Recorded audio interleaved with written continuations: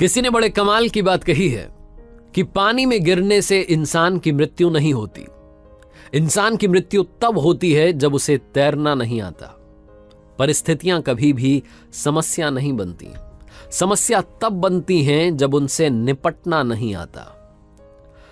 नमस्ते दोस्तों, मेरा नाम है आरजे कार्तिक और आपके लिए एक छोटी सी कहानी। ये कहानी एक दिव्यांग राजा की, जिसके राज्य में कहीं कोई समस्या नहीं थी। सब लोग खुश थे, ऊपर वाले को धन्यवाद करते थे कि इतने अच्छे राजा साहब आपने हमारी जिंदगी में भेजे।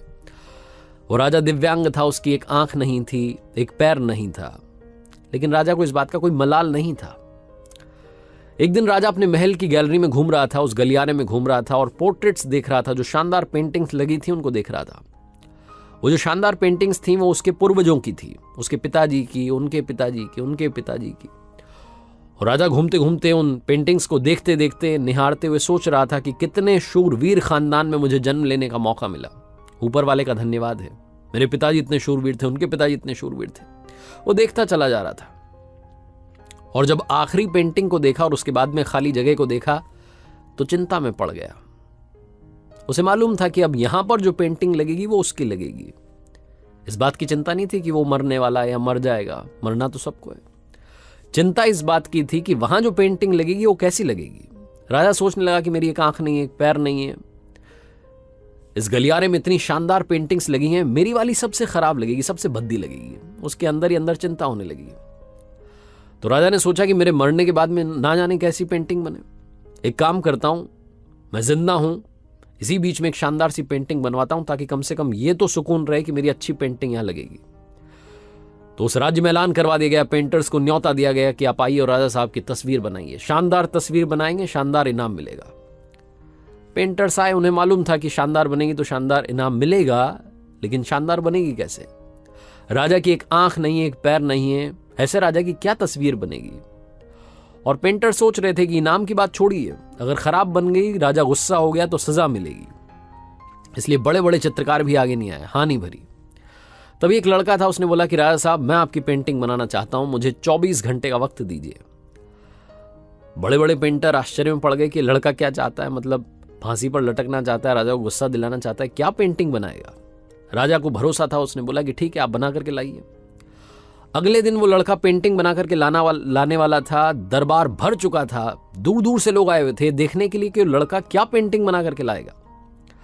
और लड़का जब वो पेंटिंग बना करके लाया राजा की, तो हर कोई ताली बजाने लगा, सीटी बजाने लगा। राजा ने जब वो पेंटिंग देखी तो खुश हो गया। राजा ने सोचा कि वाह, मतलब इससे अच्छी पेंटिंग तो उस गलियारे में नहीं है, ये अब तक की सर्वश्रेष्ठ है। राजा ने उस लड़के को बड़ा इनाम दिया। आप सोच रहे होंगे लड़के ने उस राजा की जिसकी एक आंख नहीं थी, एक पैर नहीं था, उसकी क्या पेंटिंग बनाई होगी? उस लड़के ने राजा को एक घोड़े पर सवार दिखाया। एक साइड से वो तस्वीर थी जिसमें एक पैर दिख रहा था, राजा तीरंदाजी कर रहा था, निशाना साध रहा था। और जब निशाना साधते हैं तो एक आंख बंद हो जाती है, एक आंख बंद थी, वही वाली आंख बंद थी जो राजा की नहीं थी। तो इस तरीके से लड़के ने एक आंख बंद कर दी, एक ही पैर दिखाया, राजा को घुड़सवार दिखाया, निशानेबाज दिखाया, और इतनी कमाल की पेंटिंग बनी कि वो अब तक की सर्वश्रेष्ठ थी।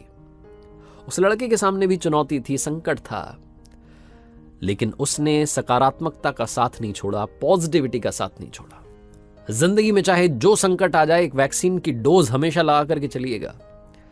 इसे पॉजिटिविटी की वैक्सीन कहते हैं और इसकी डोज रोजाना लगानी जरूरी है। जिंदगी में चाहे जिस मुकाम पर आप हों, जिस संकट में आप फंस जाएं, जिस भी स्थिति में आप हों, अगर आपने पॉजिटिविटी की वैक्सीन लगा रखी है तो यकीन मानिए आप उस संकट से बाहर निकल आएंगे। बस आपसे इतना सा कहना चाहता हूं कि जिंदगी में उम्मीद का साथ मत छोड़िएगा, क्योंकि जिसने उम्मीद का साथ छोड़ दिया, जिंदगी उसका साथ छोड़ देती है।